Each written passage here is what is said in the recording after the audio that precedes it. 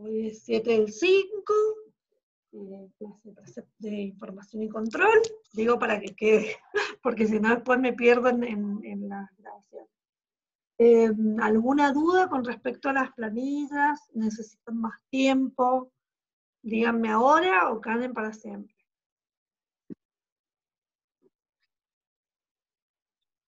¿Nadie? Genial. Bueno, avanzamos entonces con respecto a lo que vamos a trabajar hoy día. ¿Se acuerdan que la clase pasada empezamos con la resolución de equivalencia? ¿Sí? La 3018, que ya la tienen colgada desde la semana pasada en el aula virtual. En el aula virtual está la 3018 del 2015. Esa resolución de equivalencia se hizo previo a terminar todo el trayecto de la conversión de los planes de estudio que veníamos de la ley federal a la ley nacional. Y recuerdan que la clase pasada hicimos todo un recorrido histórico de eso. Ahora nos vamos a meter específicamente con el tema específico de la resolución en sí. Para lo cual vamos a abrir el PowerPoint.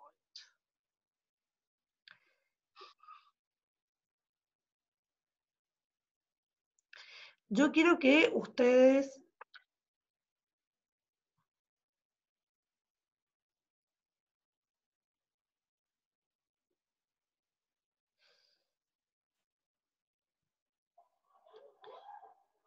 recuerden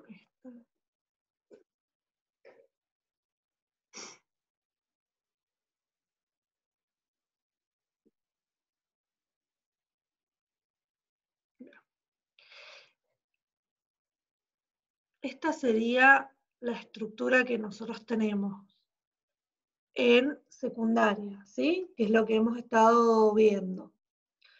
Esta es la de Ciencias Sociales y Humanidades, la partida que ustedes van a ocupar en el trabajo que están realizando.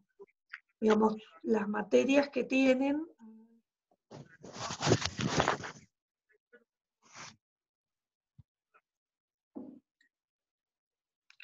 Traten de los que van entrando silenciar en los micrófonos. Así. A ver que tengan todos los. Ahí sí, están todas. Bien. Esta es la partida que nosotros tenemos con respecto a los bachilleres. La parte blanca es la parte básica, la parte más oscurita es la parte orientada, es la que va a cambiar según el bachiller. La parte básica justamente son materias básicas que están en relación con lenguas, ciencias sociales, naturales, bueno. Y va a tener más o menos carga horaria dependiendo de, obviamente, la modalidad a partir del tercer año, por ejemplo. En el caso de ciencias sociales, obviamente, en las básicas vamos a tener alguna cuestión, en ciencias naturales o en ciencias sociales o en educación, alguna cuestión más, va a cambiar alguna carga horaria de la parte del tercero, cuarto y quinto con respecto entre una básica y otra básica. No sé si eso más o menos queda. Con respecto al CENS, nosotros tenemos una estructura de 3 años de 4 módulos de formación básica y 2 de formación orientada. Los módulos de formación básica los vamos a encontrar en el primer año, ¿sí? Vamos a encontrar, este va a ser módulo de formación básica, primer módulo, segundo módulo, este que estoy marcando en azul. Después nos vamos a encontrar este módulo completo, que es anual, que va a ser nuestro tercer módulo de formación básica, y luego este cuarto módulo, que va a ser también de formación básica, ¿sí? Estos 4 módulos que yo he resaltado son los módulos que nos vamos a encontrar en cualquier CENS de la provincia de Mendoza, no importa la modalidad, todos van a tener los mismos espacios curriculares y la misma distribución. Con respecto a los módulos de formación orientada, que son estos de acá, los vamos a marcar en rojo, vamos a encontrar el primer módulo de formación orientada en el segundo año. Y en el tercer módulo vamos a tener el segundo módulo de formación orientada. Y entonces ahí tenemos los 4 módulos de formación básica y los 2 de formación orientada. ¿Hasta ahí vamos?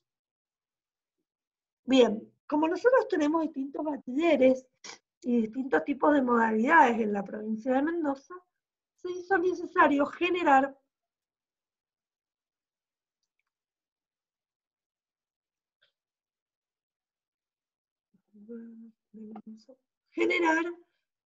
lo que nosotros conocemos como equivalencias, ¿sí? Las equivalencias, acá, vamos a borrar.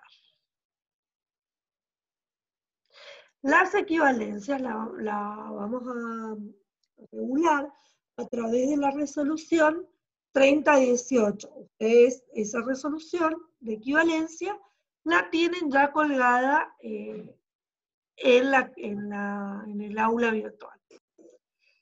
La resolución comienza con 2 hojas en donde se aprueba el instructivo justamente para realizar equivalencia. Ese instructivo consta de anexos. El anexo 1, que es lo sustancial de la resolución, donde no, digamos, nos vamos a parar en los anexos para ver. Lo primero que habla es cuáles son los requisitos para hacer una equivalencia. Primero, que el interesado presentará en la escuela la documentación que se detalla siempre que exista vacante en el curso al cual aspira. O sea que previo a hacer una resolución de equivalencia, tiene que estar inscripto y demás. Se supone que cuando ya vamos a hacer la equivalencia, le vamos a hacer equivalencia a un alumno que ya tenemos registrado, ¿sí? No a un alumno que no lo tengamos registrado. Tiene que ser un alumno que esté dentro de el grupo de estudiantes que tenemos inscriptos, ¿sí? Entonces, lo primero que le vamos a pedir es una nota donde el estudiante pide, los padres en realidad del estudiante, piden la resolución de equivalencia. Otra cosa que va a tener que aportar es el plan de estudio. El plan de estudio de la escuela que viene. Pregunta, alguna abra el micrófono para contestar. ¿Qué sería el plan de estudio?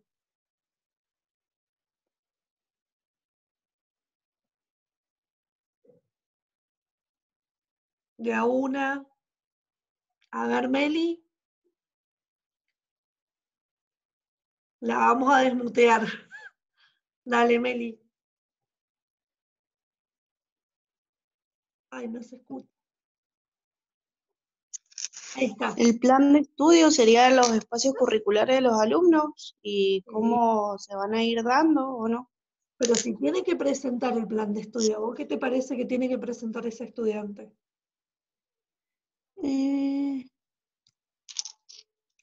Y su plan de estudio para mí sería incompleto. ¿cómo se dice? El analítico incompleto. No. Ajá, eso. No me acordaba el nombre. Completo. No. Ah, ¿no? No. ¿No?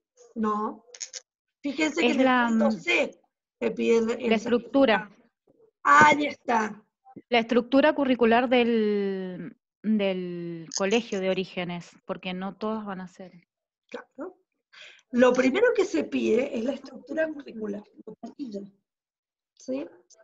La querida y conocida parrilla curricular. O sea que cuando presenta la nota, tiene que presentar la parrilla curricular de la escuela de origen. ¿Está?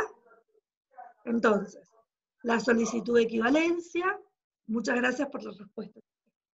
Le llamamos plan de estudio a la parrilla curricular, el certificado analítico incompleto, como dijo Analía, ese tiene que venir original, firmado por el directivo, pero también por el supervisor. Ese es el papel que más demora, porque lleva un tiempo. El estudiante, cuando nosotros lo inscribimos, viene generalmente con lo que se conoce como certificado de estudio en trámite. No viene con el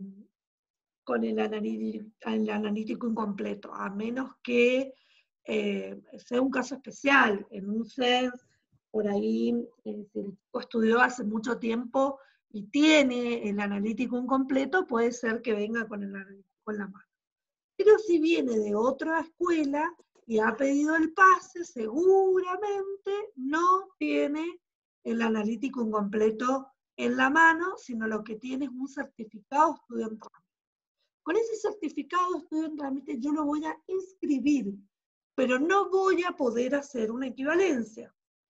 La resolución de equivalencia solamente se puede hacer en el caso de contar con este analítico incompleto, si no, no puedo.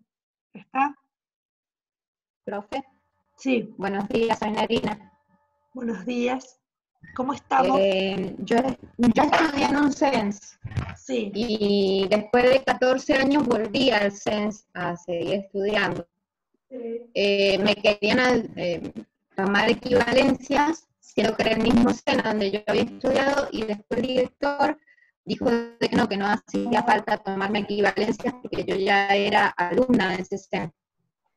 no tiene nada que ver. Si cambió el plan de estudio, hay que hacer equivalencia igual.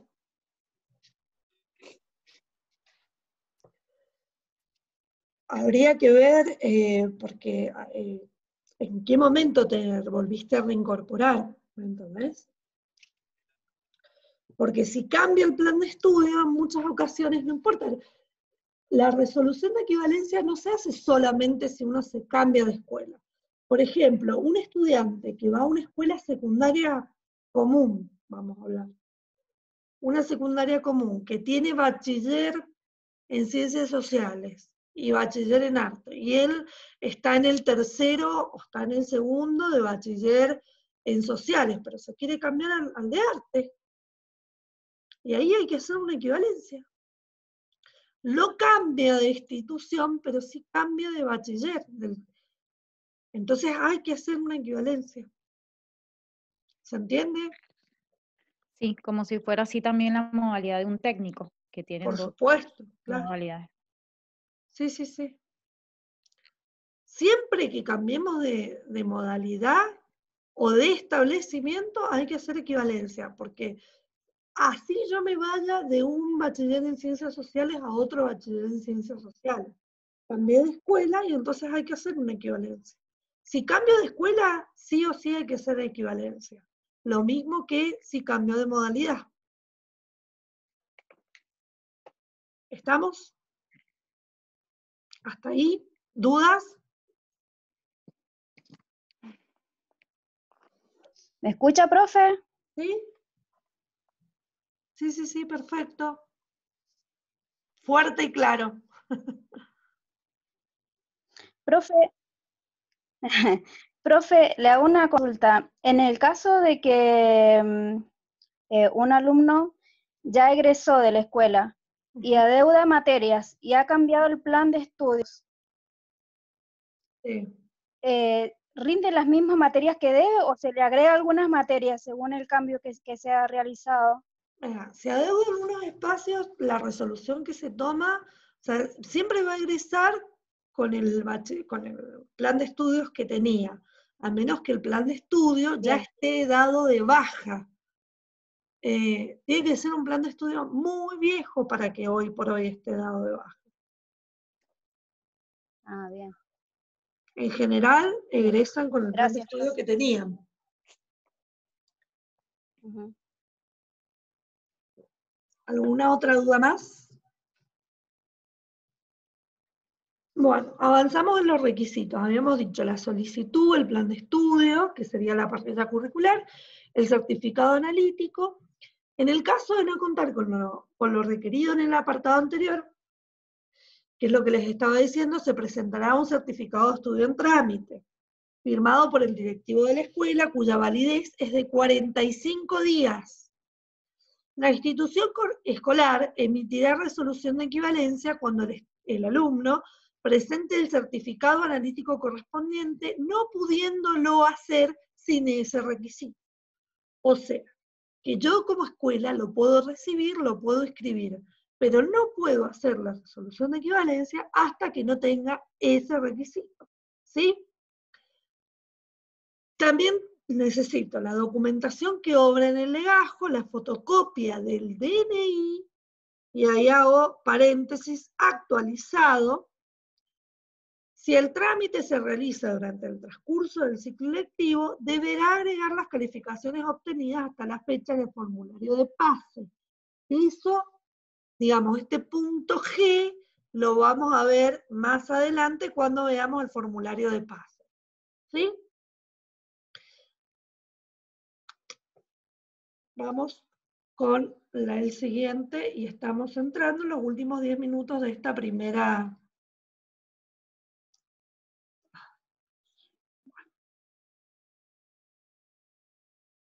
Hasta ahí vamos. Las normas generales. Se supone que la resolución de equivalencias tiene que ser resuelta por el equipo directivo. En general, vamos a hablar de lo que sucede en las escuelas. En escuelas secundarias más o menos grandes, donde hay una parte que se llama sección alumnos, es alguien de sección alumnos quien se encarga de la resolución de equivalencia. Generalmente en las escuelas secundarias tienen los cambios de funciones que se dedican a hacer específicamente esa tarea. Entonces dice, para otorgar la equivalencia deberá confrontar los planes de estudio de nivel secundario efectuando la correspondencia por año cursado entre escuela de origen y escuela de destino. Entonces yo voy a tomar el plan de estudio de la escuela de origen con respecto al plan de estudio de la escuela de destino. O sea, que lo primero que tengo que ver es la parrilla curricular. La parrilla curricular es clave. Entonces, si venía de un plan de estudio, de un bachiller de ciencias naturales, y yo tengo un bachiller de ciencias sociales, el bachiller de ciencias naturales va a ser mi escuela de origen. La escuela de origen es la escuela de donde proviene el estudiante. ¿Sí? ¿Hasta ahí vamos de acuerdo? Y la escuela de destino es la escuela en la cual se inscribe el estudiante. Entonces, yo voy a confrontar el plan de estudio de la escuela de origen con el plan de estudio de la escuela de destino, año a año.